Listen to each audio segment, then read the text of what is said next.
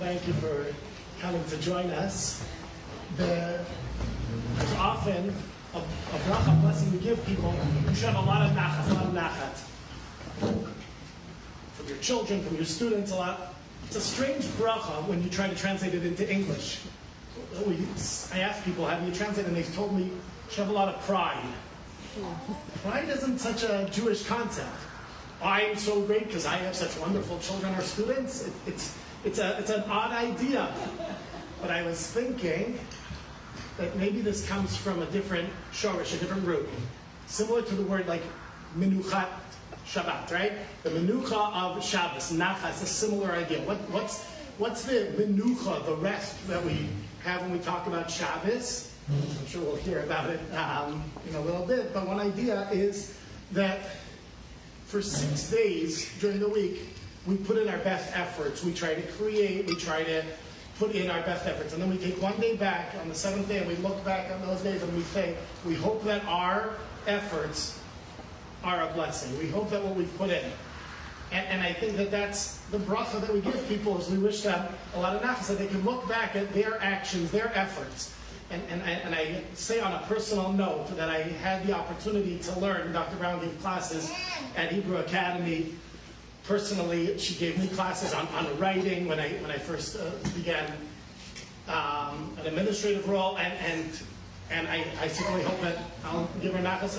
And more deeply than that, I saw firsthand the efforts that she put in for the sake of the school, selfless hours and thoughtful actions for the betterment of the students. That was really incredible. So I give her a bracha of tremendous nachas. As you, I'm sure, know, that Dr. Brown, director of the Mayberg Center, and somebody who is just an incredible, prolific writer, thoughtful speaker, and we're so privileged that you've come to join us. Thank you very much. Thank you. Thank you so much. It's very good. Can you hear me? Do I need a microphone? No, I have 4 children, so you don't need a microphone. Your kids become your microphone. So I want to thank you, Rabbi Shields. It's not often I get to thank you publicly. So Rabbi Shields and I are continuing to be in some level colleagues, and he was an amazing mechanech for my children, especially my boys. Lots of crazy camp days also in the summer. So a year round with Rabbi Shields, and really influenced them and had an amazing hashpah on them. I'm proud to say that one of my sons has gone on to himself have an administrative role in Jewish Day School in Chicago. A little far from me personally, but I think that your hashpah was very important in our family. Okay, so we're going to talk about Shabbos. So I have a lot of, it's pre-COVID, because I don't have any guests now, but pre-COVID, we regularly had guests for Shabbat. And guests who were not Shomer Shabbat, who would often come Friday night, they'd have a nice meal. Oh, chicken soup, I haven't had chicken soup in such a long time. And it would sort of bring back memories of family members and meals, nostalgic meals. And sometimes a guest would say, you don't talk on the phone the whole of Shabbos?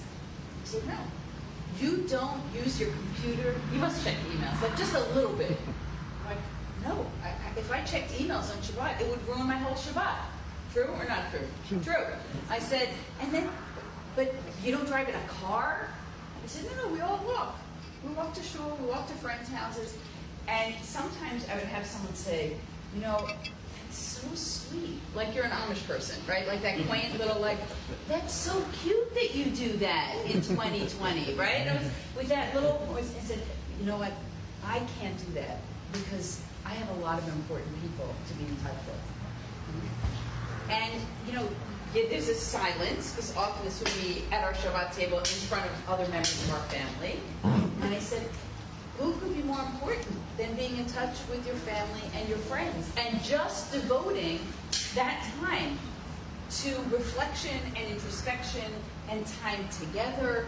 And I don't know that I've ever persuaded anyone to observe Shabbat, but I'm happy that we were able to provide at least a little picture for people on the outside of what this could look like for them and what the potential beauty is in Shabbat observance. So I came across a discussion many years ago. Oh, you want me to use this? Oh, an AC. Okay, so I'm going to take this off. We're going to do like a little Oprah Winfrey here. Okay, is that all right? So what I'd like to do is share with you, I'm going to do that last, but it came first in my world, is that many years ago I read an excerpt from a writing of Rav Soloveitchik's about Erev Shabbat, Friday. And I want to talk a little bit about Erev Shabbat because I think that certain practices of Erev Shabbat inform us a lot about Shabbat. And this is going to be interactive, so please, anytime you have a question or an observation or a comment or you hate something I said, just let me know. In order to do that, we actually just read Parshat Bereshit, so I'm very grateful to Rabbi Shields for us to be able to reflect on what we read yesterday, asking me to speak on this particular weekend after Shabbat was created. So Hagadah Baruch Hu creates everything, one thing after another. We call it the Puritan work ethic, but it's actually the Jewish work ethic, which is that we work for 6 days, right? Sheshet Yamim, right? 6 days we're supposed to work, and then in imitation of God, we take the 7th day off. Now, I know that many of us read these verses and think, did God really need to take a rest? I mean, isn't being God the idea that you need to exert energy, you can exert energy, and you can build and create and do as much as you want. You're God. What's stopping you? But if we're supposed to be like God, and God is role modeling certain behaviors, God is telling us to create and to also evaluate. And that's what HaKadosh Baruch Hu does in the first chapter of Genesis. The first chapter of Genesis is sui generis. We don't have another chapter in Tanakh that is like it. It is highly patterned. Anyone recall some of the patterns in the first story of creation? I mean, we just read it yesterday, so I assume it's fresh. Yeah, Vayihi Erev Vayivoker. Thank you. What's your name? Chaim. Chaim. Okay, so Vayihi Erev Vayivoker, you have the sense of the day, and then the time. Time becomes a major organizational principle in the story of creation. Yeah, Avra Kitov or Vayar Kitov. So you have evaluation, not on everything, and then you have cumulative evaluation, Tov Ma'od. Chaim is smoking today, I'm just going to say. He's getting a star. Anything else? There's a lot of opposites. A lot of opposites. So what's your name? Zach. Okay, Zach. So I'm going to ask you, I'm going to push you to say more about that. Well, you have light and dark, and you have the water and the dry land. You have water and different water. Okay, so there's creation through contrast, and I'm actually going to add one dimension to that, Zach, which is creation through separation, which actually has a very important mystical significance for us, right? Significance from a Kabbalistic point of view. The idea that everything is created through separation means if you could reverse creation, everything would be connected. That means that we are powerfully connected, right? We're powerfully connected to the ground, right? God took us out of the ground, breathed into us, breathed into Adam, and that was the creation of man. Woman was separated from man, following the same pattern of creation. I want to go back to something Chaim said, because while God says kitov, kitov, kitov, and the midrashic reading is that God bara olamot umachrivan, bara olamot umachrivan. He created worlds and destroyed them, created worlds and destroyed them, and then came up with this world.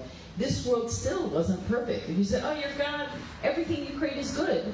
When you get to the next chapter, God says, lo tov hayot adam levado, it's not good for man to be alone. So God, it's not only the evaluation of good, it's the evaluation of what's missing or what's absent. Yeah, hi? Can we also say what Zach has said? But it's not just creation of opposites, but creation of boundaries, maybe? Creation of boundaries, right? Creation of boundaries, categorizing things so that in that great universal picture, things become separated out and we understand what they are. Ari, did you have a hand up? Yeah, I did, but I was thinking beyond the first chapter. Is that okay? Yeah, please. There are a lot of dualities, so I guess drawing on what Zach and Claim said, but with people, right? You've got pairs. You've got pairs. Yeah, duality. Yeah, duality. And duality will really, in some way, stamp itself all over the book of Bereshit, of Genesis. Yeah. And this table is doing really well. I can't speak for other tables. I think competition is healthy for idea development, so please feel free to jump in. So the created world is a world that's highly patterned, where one of the patterns is speaking, right? Intention, right? It's speaking before creation. Speaking, creating, evaluating. And we're going to add the dimension, the capstone of all creation, which is to stop creating. I don't know about you, but in a lot of the leadership work I do, I work with high-powered people, and they finish a project, and they're on to the next project. They don't necessarily, they don't congratulate their team, or they just offer it sort of like, good job, and what's next? And maybe this is one of you, because sometimes people like this, they harm themselves by not stopping and saying, what is it that I've created? How does it contribute to the world? How does it contribute to me? If I keep moving all the time and I don't stop, I can't actually be fully introspective. And by the way, this is a challenge for a lot of people who are Sabbath observant. I don't know about you, but you know when your colleague goes, you have another holiday, and it's called Shmini what? And you just like, here's the Wikipedia page, and I'm just not going to talk about it. So you have, one day after another day after another day, and people are like, you're just resting that whole time? And I'm like, can you look at the menu on my fridge? I'm running to shul, running back from shul. I got 100 tables, like 100 placements, 100 meals, 200 meals, 500 meals. I don't know how many. I don't know what day it is. I don't know what time it is. And so, in fact, that's actually obligatory upon us to say, am I resting the way HaKadosh Baruch Hu rested? Am I introspecting and evaluating the way HaKadosh Baruch Hu did? Or is Shabbat a day where I'm doing so much hosting and so much walking and so much davening and so much that I have not actually fulfilled that divine mandate of truly resting? And I don't mean taking a Shabbos nap where you're like unconscious for 2 hours and you're not thinking about anything, right? It's really actually digesting the cholent, which takes more than 2 hours, but just thinking very deeply about the week. So there are people who, and just invite any of you if you don't do this, who say to around the Shabbat table, to precipitate this kind of question, this kind of thinking, what's a highlight of the week? What's a low light of the week? And I actually, a rabbi friend of mine says when he makes Havdalah, every person in the family states a goal that they have for the week, just one, and then they evaluate it on the Friday, which I thought was like, that is such an expression of what HaKadosh Baruch Hu meant, right? Is just to say, what am I doing during the week, and how do I stop and evaluate? And if you have not built in time for Hitbodedut, for some silent reflection, maybe it's taking a walk, maybe it's a certain kind of conversational trigger that enables you to replicate the act of creation. So what I want to do is I want to look at some sources with you, now that we've set up the framework for Shabbat, to talk about Erev Shabbat. And in order to do that, I actually want to devote our learning to the memory of Moshe Rabbeinu, whose Shiva, I think, starts today. Moshe's father and Moshe's mother was our Shadchan, and Moshe's father was our Masada Kedushin. My husband was a student at Yeshiva HaKotel, and Malki taught me. And our relationship with them is very, very old, and I wouldn't have my life, my current life, without them. And when Moshe was here in Olney, he and my son were the greatest of friends, and Moshe and Rena spent many Shabbatot in our home, and we spent much time with them together, and I share the shock of this kila, the shock and real devastation of what this means to lose Moshe, and so I would like to dedicate our learning today in his memory. Yeah. Well, I was just thinking, this is an thought that came up last Wednesday. So we have the day Shmini Atzeret, and Atzeret, the word Atzeret, Atzor, is a unique word for like absolute stopping. We don't, but Shabbat's not referred to like Shabbat Vayishvot Bayom HaShvi'i. Like it's a different. It's not stopping. It's just like putting aside almost, right? Yeah. Is that something that... Yeah, no, I love that. That's a beautiful, like the word Latzor in modern day Hebrew, right? Shmini Atzor is like, it's like stop as in a stop sign, right? So whatever you're doing, just stop. That's very different than Shvita, which is certain kind of, I'm going to translate it a little bit freely, like a meditative cessation, right? It's just like, it's not like that full stop. It's like that slowing down so that you can pause, right? And by the way, we do this with davening also. We're moving very quickly, and we're just not pausing. So in my own tefillah practice, when I say the Hallelujahs, and I see Kol HaNeshama Tahaliyah. So like I breathe very deeply, inhale and exhale a few times, and then I say the pasuk and do the same thing, and I realize, wow, I need to put some speed bumps in that davening, right? That's a help. So let's do this Mishnah. This is the Mishnah in Shabbat. Shabbat is the tractate that opens up the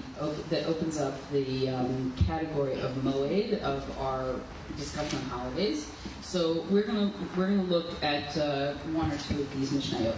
Lo yeshev adam lifnei safar samuch lemincha ad sheyitpalel. A person should not go to, right, it says go to the barber when it's near mincha time, near the time for the afternoon service, ad sheyitpalel, until that person, until he prays. Lo yikanes adam lemerchatz v'lo leborsikeh v'lo leachol v'lo ladin. So a person should also not enter the bathhouse and not enter a tannery, not begin to eat a meal, and not go in front of a court for justice. But if you started, you don't take a break. You would take a break to read Kriyat Shema, but you wouldn't stop for the Shemona Esrei. So the question is, right, this is Friday. Why should you not go to a barber on Friday? Near, towards the afternoon. I heard a discussion about the laundry. Spend too much time. What? You'll get so caught up in the action that you'll forget about the Right, so you'll be, and also, it's interesting because there's a lot of different things you could say. My husband regularly chooses complicated jobs Erev Shabbos, right? I can always find him outside doing something that requires at least 2 days, and we've got a half an hour before Shabbos, right? I love him. That's what goes on. So this question of you could pick a lot of different things to say. Don't do this Erev Shabbat. Why would you pick a barber of all things? Can't stop halfway through. You can't stop halfway through. That's a great example. What's your name? Dan. So you can't stop halfway through, right? That's a great point. Or if you didn't stop halfway through, it's Shabbos, and then you have a mohawk, I don't know, and you go to shul and you look weird. So that's an excellent point. What else? Please. You don't know how long it will take, right? Certainly if you have like a new barber, or I could just say as a hairdresser, right? And of course no woman ever likes her haircut. So no matter what the haircut is, I can't believe you cut it like this, could you do this to it, could you do that to it, right? I'm just going to stay there. And I want to deepen that. The actual activity that was chosen here is, you could say don't do home renovations beforehand, I could think of a number of different things. This is actually almost saying, don't do something that causes you to be, very involved and engaged in yourself, right? Because this is yourself, right? You're getting a haircut, which means it's a reflection of your physical looks, where maybe you're focused on your appearance rather than something that might be, in fact, deeper. Now, that doesn't explain all of these examples, right? What about entering a bathhouse? Similar, right? Would be similar. What else happens in a bathhouse? They tell me. Actually, I read a wonderful book when I was in Italy called A Day in the Life of Ancient Rome. So I learned a lot about bathhouses, and basically the book takes you through what a day, from even before dawn, would look like for a person who experienced that. And bathhouses were very, very important social centers, right? All right, did you want to say that? Yeah, well, I just wanted to say, in Eastern Europe, right, there's a massage, and then you've got to go in this pool, and you've got to go in that pool, and then you're going to whip yourself with your birch branches. I mean, it's a whole day. Right. So it's, and that might be where you're socializing and seeing people. So again, maybe it's less about your appearance, but it's more about socializing and spending a lot of time socializing so that you're not preparing for Shabbat. What else? We've got a tannery. Now, tannery might be a little bit different because a tannery was a place that was filled with terrible smells. It was the smell was excruciating. In fact, if I'm not mistaken, a woman can divorce a husband who's a tanner if he stinks, and she can't stay in the relationship anymore, right? And get the money from the ketubah. So the idea that going to a tannery is going to put you in a compromising position where maybe you're not going to smell good, and that's going to, ruin your Shabbat or someone else's Shabbat. So that's probably just not a good idea to do before Shabbat. And then and then eating or judging. Eating, what do you have to say about eating? You might forget to bench. You might forget to bench. By the way, you always forget to bench. So, right, so it's, I don't know if it's Friday or any day, but, you might be rushed. Suddenly you realize that you haven't prepared and you might be rushed. And but eating like the bathhouse is a place where we're social, right? Where we're engaged in that meal. And what we really want to focus on are our Shabbat meals. And we're going to talk about that soon, too, is how people prepare for their Shabbat meals. What about going to a Beit Din? You probably shouldn't rush through judgment. You don't want to rush through judgment. It's not going to serve you well. It might not serve someone else well. But there's another dimension in this also. Is let's say you put the what? You could have aggravation. You could have aggravation, right? And any you have something hanging over your head, and you're not sure what the outcome is. It's going to be very hard to fulfill this notion of being introspective and being connected to Hakadosh Baruch Hu and all those things. They're going to go out the window because you're too anxious about the outcome, right? Now, there's certain things, as Daniel pointed out, that if you start them, right, in mitchilu, right, and mafsikim, right, we don't stop them because we don't want to, the train has left the station and we need to get those things done. And here you see that the dagesh, the emphasis on the Shema, that if you're coming up to the Shema, then you stop, right? You should stop and say it. Now, I've always questioned this Mishnah because we don't say Shema in our Mincha, we say it in our Ma'ariv, and I think that's a whole other discussion. So I want to look at the Gemara Beitza, which is here on 15b. Shmuel said, you have the source in front of you, on the bottom of page 1. Shmuel said, my ancient Talmudic sage, the source is as the verse states, Zachor et Shabbat, right? Remember Shabbat to keep it holy. From which he infers, right? So our main Shabbat texts are from Breshit, from Breshit in the second chapter, and from the Aseret Debrot, the Ten Commandments. Remember it and safeguard it from another day that comes to make it forgotten. So this is very interesting. What is the mandate of remembering Shabbat? So we tend to think of this legally. And in legal terms, we have mitzvot aseh and mitzvot lo taseh, things that we do positively for Shabbat, like we sing and we eat and we pray. But we also have things that we don't do, like we don't light fires on Shabbat and other transgressions. So Shamor and Zachor have been understood that way. This Gemara actually shakes that a little bit, sees another way to look at it. Remember it and safeguard it from another day that comes to make it forgotten. What other day would make you forget Shabbat? Friday. Friday. Friday, why? Because Friday you're rushed to the point, like, it's a winter, let's say when Shabbat starts about 4, let's say, I think 4:15 the earliest here. Right. And you go to work, I go to work in DC, that means you have to cut your day short, and then if you're rushed, you have the 18 minutes, like you're not coming into a mindset of Shabbat. Right, you're not coming into a mindset of Shabbat. So the anxiety of Friday might eclipse the peace of Shabbat. Or maybe there's a day of the week you serve certain meals, or you get together with certain friends, and that day is so special to you that it becomes even more special than Shabbat. And basically it's saying, part of remembering Shabbat is, I'll translate it different than remember Shabbat, it's consecrating Shabbat. So there's something about that day which is so beautiful that you look forward to it every week. And it's interesting that when the way that we refer to days, Yom Rishon, Yom Sheni, everything is in relation to that day of Shabbat, which is central. When a festival occurs on Friday, we're back on the bottom of page 1. When a festival occurs on Friday, preoccupation with the festival and the preparation and enjoyment of its meals could lead one to overlook Shabbat. By the way, I don't want to say anything bad about anybody, but I noticed that one of the Shabbatot, which is the most empty in shul, is this past Shabbat.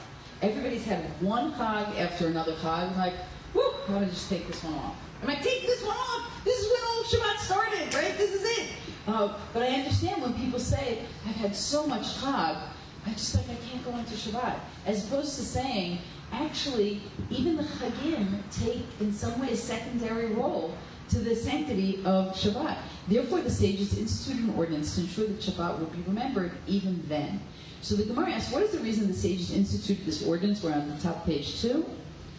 In particular, to ensure that Shabbat would not be overlooked. Rabbah said the sages did so in deference to Shabbat, and they instituted an Eruv so that one will select a choice portion for Shabbat and a choice portion for the festival. If one fails to prepare a dish specifically for Shabbat before the festival, it could lead to failure to show the appropriate deference to Shabbat. So because we're just exactly at the right time to talk about this, it was interesting. A number of friends of mine said, oh, it's like on Friday. You know what? It's okay. I have leftovers from the Chag that I'm serving tonight. So according to this Gemara, what's the problem? Shabbat is never a leftover. Right? So even if you're making one thing, you're saying, I need to make sure that Shabbat is distinctive from the other days and that everything is really in deference to it. Now we're going to continue now in a little bit further in the Gemara. The Gemara states a further sound. I had it in English, you're welcome to look it up in Hebrew. I just thought it might be easier for everyone. The Gemara cites a further statement with regard to the gift of Shabbat to the Jewish people. Rabbi Yochanan said in the name of Shimon Bar Yochai, all mitzvot that HaKadosh Baruch Hu gave to the Jewish people, he gave to them in public before Hesed, except for Shabbat, which he gave to them in private. As he said, OT, right? It's a sign between me and the children of Israel forever, meaning that in a sense, it's a secret between God and the Jewish people.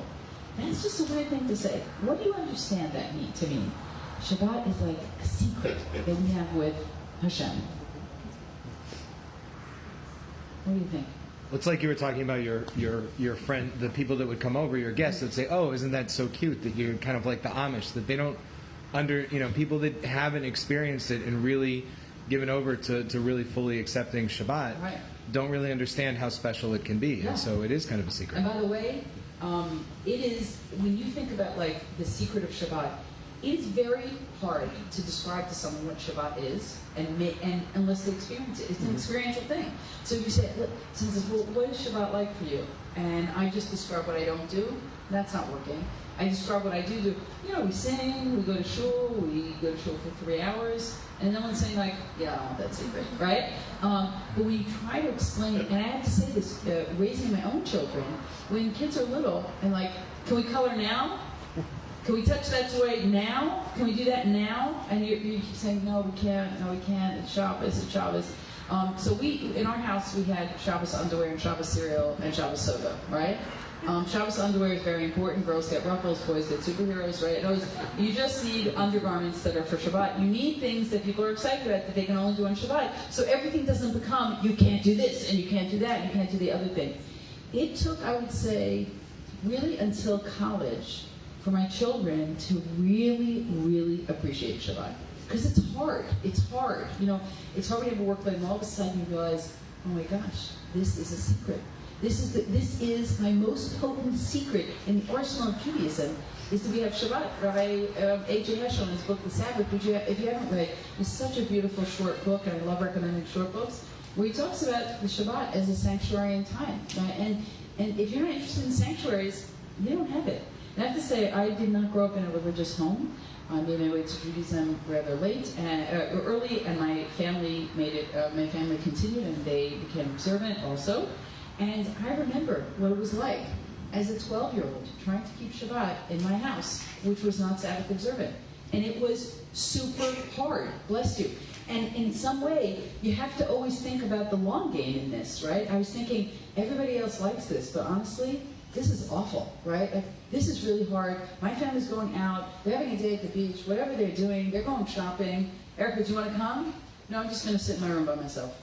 And I'm going to say some Hebrew words. I have no idea what they mean, and I can't really read them properly. But it's okay. I'll also eat cold food, right? So, there's when you're doing that for a long time, it is super, super hard. It's super hard. So I can't say that I appreciated it that much at the time. Right? I knew that, but I watched other people, and I saw that they had that secret sauce. So I was like, it's the long game. I want that. It's very, very hard to do. And I think in some way that's part of the secret aspect, the mystery aspect of it, if you will, that it's something that other people on the outside can't understand until they actually not only begin observing it, because beginning is really hard, It's actually getting used to it and then saying, wow, this has been an incredible gift to my family. Right now, when I started keeping Shabbos, we didn't know what a cell phone was, right? We had no idea of technology. We didn't have computers. We didn't have any of those things. Now I look and I say, Shabbat was the absolute glue that kept my family together. As all of a sudden, technology started taking over. And I look at, it's hard to, that dopamine fix when you check a text and when you're on, and then all of a sudden you go, yeah, I can put this away and I can show, I'm not addicted to this. Because for 25 hours I can put this away. And in fact, maybe I won't immediately look at this when I finish Shabbat, so that I don't feel like, oh, everything's about the anxiety of late Saturday afternoon when what has happened to the world and what has happened in my life that I'm cut off from. Okay, let's continue. Wait, can I just? Yeah, please. I don't know if you've heard, in like Silicon Valley, they have a thing called dopamine fasting, where they take 24 hours where they don't have their phone. Right. What's your name? Caitlin. So it's interesting Caitlin said that, because I don't know if you were paying attention. There's all kinds of articles about digital detox. Take a Sabbath from your. I'm like, hello, we invented that. Hello. I don't know where you've been. We've had this for a long time. Welcome. And it's interesting because people will say, especially when you're studying Bereshit Genesis, that the gift of the Jews to the world was monotheism. Now the Jews gave the world a lot of different gifts, and I would say the first gift we gave is the Sabbath. It's Shabbat. But it's a concept which hasn't taken on. And right now, in certain ways, because of technology, it's harder than ever, but more necessary than ever. And so being able to actually say to people who, colleagues, office workers, maybe parents or friends, who go, wow, that Sabbath thing must be really hard. Or at least, look, we don't do a good job at advertising. We keep everything a secret, like this Gemara. Right? We don't tell people, what's the saving grace of my family? It's the Sabbath. So that actually, I can say that I've told people, I've helped people and have at least a Friday night dinner, which is said, like, that's sacrosanct, right? Knows whatever you're doing afterwards, wherever you go, everyone knows. And you know what? Your kids resist it, but you can't do everything just because your kids tell you to do that, because you're running the show, right? It's not only that they're running the show, they think they're running the show, right? Where you say, you know what? This is what we do in our family. We eat Friday night together. Whatever you want to do before, whatever you want to do afterwards, this is sacrosanct. This has to be time for our family, and time when no one's coming to the table with the phone, right? We're just here, we're evaluating our week, and so on that level, I know a few families who have actually begun having that Friday night meal, and one of them said to me, this was really hard. My wife didn't want to do this, my kids didn't want to do this. But years later, as the kids were older, there was a deep appreciation for the power of that secret. So let's look at a few more sources. Rabbi Shimon ben Lakish said, the Holy One, blessed be, gives a person an additional soul, Neshama Yetera, on Sabbath Eve. Oh my goodness. When did you get that Neshama Yetera, that extra soul, that sense of soulfulness, which I understand on many different levels, but one metaphysical level is that your soul is invited to think differently. It's invited to enhance, like, you could be a soulful person. Maybe the rest of the week it's hard to be soulful, but this day of the week, you can really be soulful. And that is given to you on Erev Shabbat. And the proof text is from Sefer Shemot, that he ceased from work and was refreshed, v'inafash, and we read this on Shabbat. Rabbi Shimon ben Lakish expounds the verse and says, since he ceased from work and now Shabbat is concluded and his additional soul is removed from him, woe for the additional soul that is lost. One of the things that we sort of grieve on Havdalah is that this enrichment that we have in Shabbat, we're not going to have for a whole other week. But because we don't have it all the time, we also appreciate it more. It's taught in a Braita, they said of Shammai the elder, that all his days he would eat in honor of Shabbat. How so? If he found a choice animal, he'd say, this is for Shabbat. If he found another one choicer than he would set aside the second for Shabbat and eat the first. He'd eat the first, he'd leave the better quality animal for Shabbat, which he continued rendering his eating an act of honor of Shabbat. So that's something that people do. We have this custom in my house also, that every day of the week you do something in preparation for Shabbat. Right? And it might be a little thing, but it's some kind of preparation. Here, for Shammai would say, we'd see something beautiful, he'd say, oh, you know what, I need to eat that? I need to eat that on the most beautiful day of the week.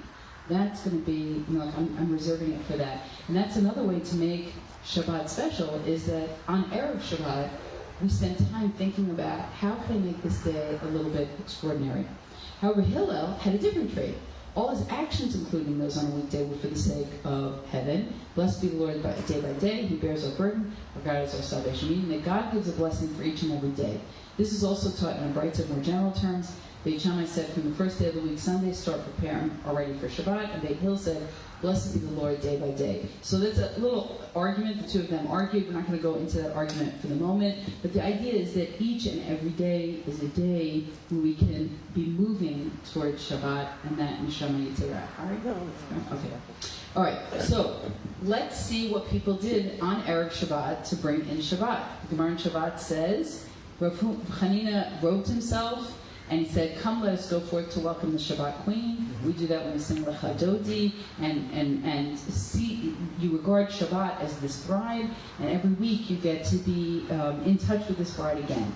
Rabba visited the home of Rabba, son of Nachman, and he offered three se'ahs of oil cakes. Did you know that I was coming? Are you more important to us than Shabbat? Okay, so what does this mean? A rabbi went to visit his colleague who was a rabbi, and he sees that there's these cakes there. And he thinks that you made the cakes for me. And he said, I didn't make the cakes for you. I made the cakes for Shabbat. So my mother is a very holy person. She always sets out beautiful, beautiful china and food, even if she's the only one eating it on Shabbat. Right? She does that just for herself. Wow. And, I know homes where they go, oh yeah, it's just the family, we're just taking out, and I always tell, I have the most important guests in my family, and we're always, this isn't about social dining, where I'm putting out something nice because other people are seeing, or I'm cleaning my house because other people are going to see how clean my house is. I'm doing this likrat Shabbat, for Shabbat. I'm honoring the Sabbath, and honoring the Sabbath means that something has to be special. And it's not like, oh yeah, it's just the family. Here's a burger, right? That's not, the idea is that the most important, and that's the lesson that this Rabbah taught the other Rabbah, which is, I didn't make these cakes for you. I made these cakes to honor the Shabbat. The fact that you'll eat the cakes means that you'll be honored through them. Let's keep going. We're on top of page 3. Any questions, observations, things that you do in your own home? Please, what's your name? Marilyn, the first paragraph on the first page, it says that you may not read by lamplight on Shabbos. But if you like before Shabbos, Yes. and don't shut it off till afterwards, you still can't use the light. No, you can use the light. I'm not giving any, you can turn to our rabbis in the room for any rabbinic guidance. There was always a worry that if you use the Shabbat candles to read by, that you might move them so that you could read, which we don't have a problem with today with electric lights. And so learning and reading is a central activity of Shabbat, right? Thank you. So Rabbi bought meat for 13 istra pshita from 13 butchers, and he handed over to them as soon as the door was turned and urged them, make haste quick, meaning he went to select food very carefully for Shabbat and always wanted to prepare it Erev Shabbat. Rabbi Bahu used to sit on an ivory stool and fan the fire. Rabbi Hanan used to wear an overall for the school of Shammai taught the clothes in which one cooks a dish for his master, then not pour out a cup of wine for his master in them. Rav Safra would singe the head of an animal. Rabba salted shibuta. Rav Huna lit the lamp. I don't know what shibuta is, a certain kind of food. Rav Huna lit the lamp. Rav Papa plated wicks. Rav Chizda cut up beetroots. Rabba and Rav Yosef chopped wood. Rav Zera kindled fire. Rav Nachman or Yitzchak carried in and out, saying, if Rav Ami and Rav Yisi visited me, would I not carry for them? And we don't have to go into the rest of that. But basically, what this is a list of rabbis, all very, very important scholars who occupied themselves with intellectual and spiritual matters all the day long. But on Friday, they understood that part of the way that we honor Shabbat is that we put physical intensity, some aspect of work, into the preparation for Shabbat. If you don't prepare, you can't really sanctify. It's not, and if there are domestic roles that are different in your home on Erev Shabbat, everybody in the family has to have one chore. And it was in honor of this Gemara. Everyone has to do something likrat Shabbat to prepare for Shabbat on Erev Shabbat. That's not saying, okay, the wife of the house, she's going to do everything, or the husband's going to do everything, but all the children have an assignment. You're doing the vacuuming, you're setting the table, because everyone should be involved in the household in the creating of Shabbat.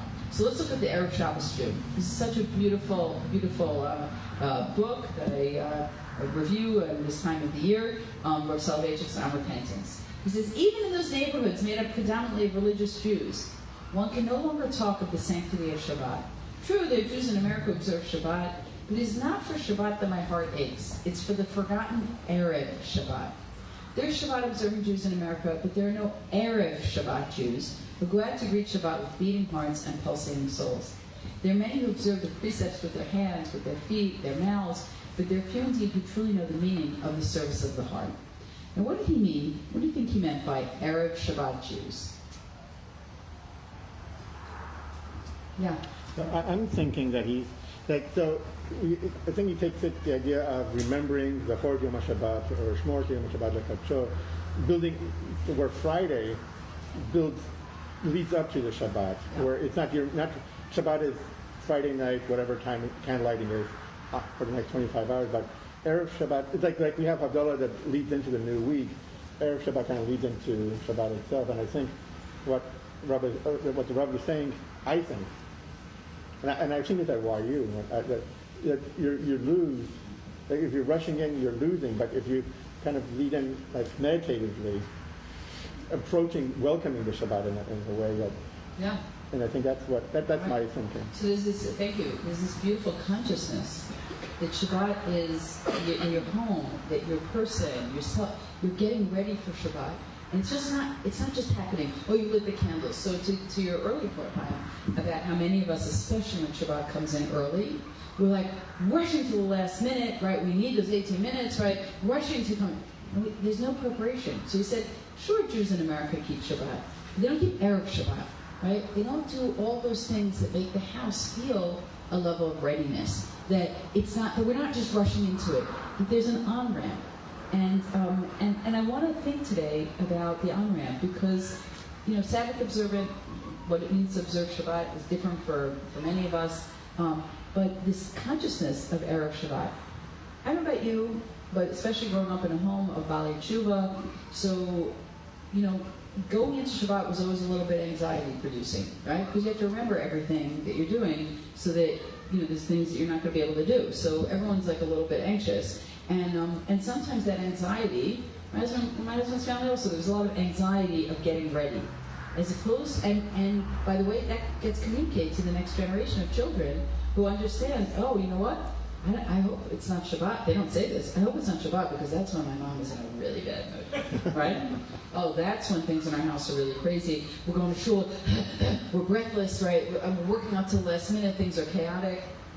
That's not, Rav Soloveitchik was talking about what does it mean to be an Erev Shabbos Jew. And that, I think, is a whole other level and maybe a goal for us for this year. So, to be an Erev Shabbat Jew for me, I set my table on Thursday night. I want my kids, when they come down the stairs in the morning now we're empty nesters, so they're not coming down the stairs, but every once in a while. But I wanted them, growing up, to see that when it came down on Friday morning, we're in some way getting ready for Shabbat. Now, I'm not saying I don't rush and do all those things, but I just like making a conscious effort to say, what would it look like if we brought in Shabbat 10 minutes early? I lit candles 10 minutes early. So everything just felt like, just had a little breather. Because 10 minutes, everyone has 10 minutes, right? 10 minutes is a reasonable goal. It's not like saying an hour early. I'm just saying like, this is my school life. This is something special I want to do this year. To make Shabbat special in my home is to bring it in just a little bit earlier. Just create that calm. May I piggyback on that last thought? Please.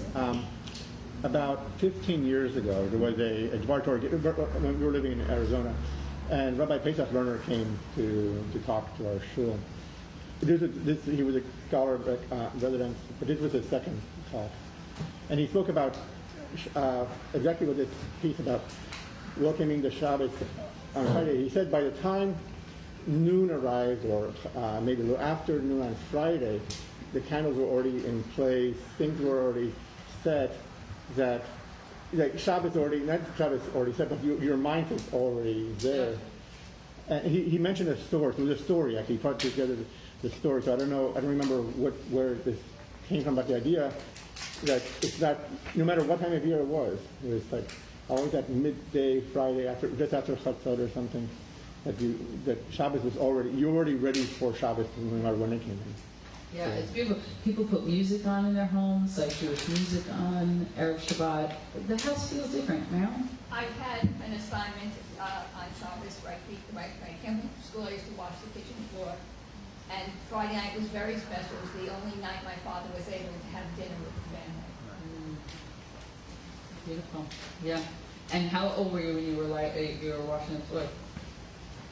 Maybe by 10, 11. 10. So you have a lot of experience. I don't know if you want to come to my house on Friday. That's like one of my jobs I hate the most. Could really use some help. Rabbi? What's the difference between Shabbat and any other mitzvah where we don't find such a fanfare leading up, like putting on tefillin in the morning or doing other mitzvahs that we have throughout the week? There's not as much of a build-up. What's the reason? Yeah, so that's a great question, right? What's the build-up for Erev Shabbat? We don't have that with other mitzvot.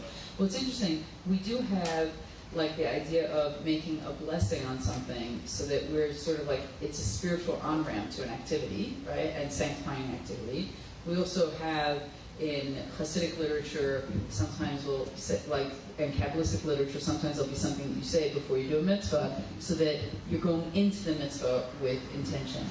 I think, though, that this is really connected. It takes us back to Sefer Breshit, because in Breshit, the idea of Vayachulu Hashamayim, there's an articulation that creation has stopped and that reflection has started.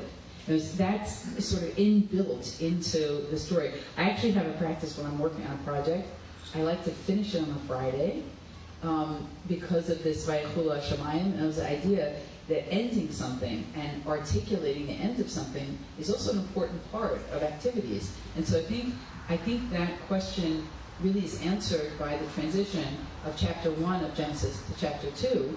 You're finished with something, but all of us need to declare, I'm done with this, and I'm entering a new state. That's different. When you're doing a mitzvah, like a physical mitzvah, by virtue of doing that activity, you're actually in it. But if it's an activity that requires thought, right? It requires intention. In addition to action, you need to do things with your mind. There needs to be some level of consciousness that shifts for you, almost like a seismic shift.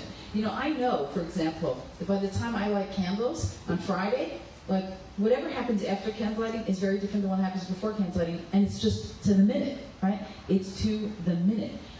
In fact, I have a practice that I take off my watch Erev Shabbat because I don't like time. I want time to be like sort of above time. So those are things that I do to create mental consciousness. I can't say I always get there, but I'm trying to do the things that create that space where I could get there. Any other thoughts, observations, comments, things that you do in your own home? If you watch the floor like Marilyn, yeah. I found COVID to have deepened Shabbat for me. Because COVID, we spent months and months and months alone, my husband and I.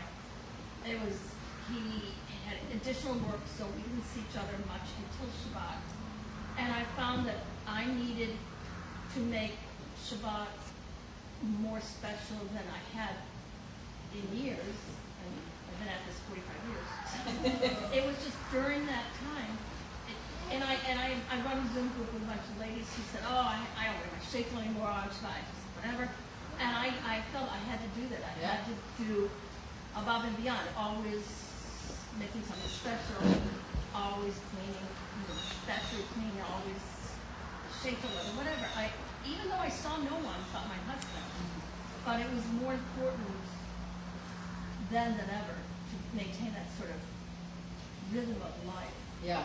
No, it's a beautiful observation because COVID did a whack job on time, right? In other words, there was someone who was studying time and its influence someone who's doing neuroscience who's studying time, and in COVID, it's like, oh yeah, there's 30 days in March, 500 days in April, and 3,000 days in May, right? Like time just, what day is it? What time is it? And Shabbat consciousness is really consciousness of time and being above time. And it really is an effort, right? It was really an effort to say, how do I make this day distinct? And on some level, we're not over it. right? We're, and let's hope that we can still go back to shul and that we can still, we're not gonna regress. But there is that likelihood, and then we say, well, what am I doing to make Shabbat distinctive when we're all in the house together, or there's not the same, there's not the same sense of time? And I think that's been really one of the challenges of COVID, is the holiness in time. Yeah. I'm sorry, I didn't get your name. Gilia. And you are? I'm Eva. Hi, Eva. Hi. First of all, thank you so much. I've been keeping Shabbos for so many years, but so many points that you bring out. Like, no matter how long you're doing this, there's always more to put to the week, especially. So thank you so much. And I wanted to know, is Shabbos the end of the week or the beginning of the new week? Yeah, such a good question. I actually think its specialness comes because it's the nexus, right? It's like the hinge from one end to the next, which means part of what I'm doing is reflecting on creation and reflecting on my own creation and Kadosh Baruch Hu's creation in the week before, and mentally preparing myself for the week ahead. Right, so in some way it sits there as both of those things. I think in Tanakh it's the conclusion, right? It's like Vayachulu, like we've concluded, and this is how we mark it, with an intentional cessation and intentional reflection. But I think that the way that we experience it largely is that hinge between both of those things, right? And like Baruch Hashem, we have we get a little energized and a little, a little breathing time before the next week comes in. Now, I always feel really sad for people who don't have Shabbat, because I think to myself, what makes your days different?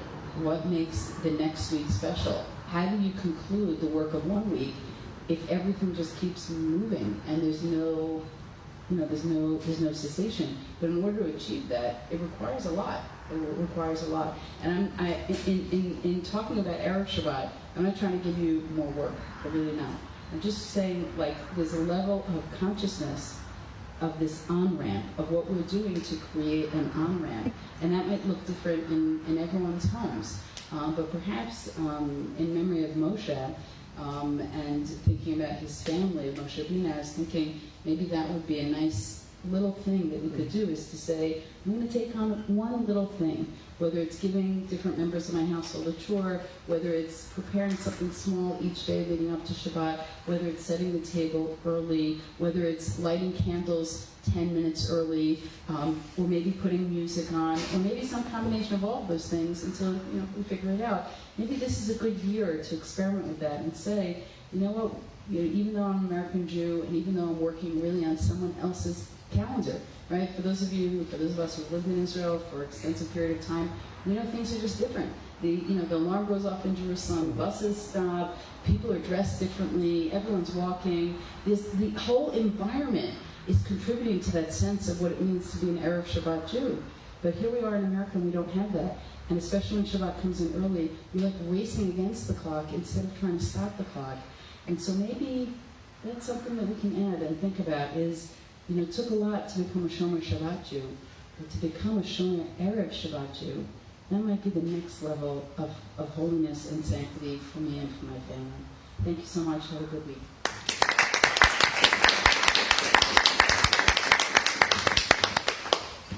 I've been going to the suggestion. It was funny when we were talking, right? By your brother, so that it's a left benching, I guess,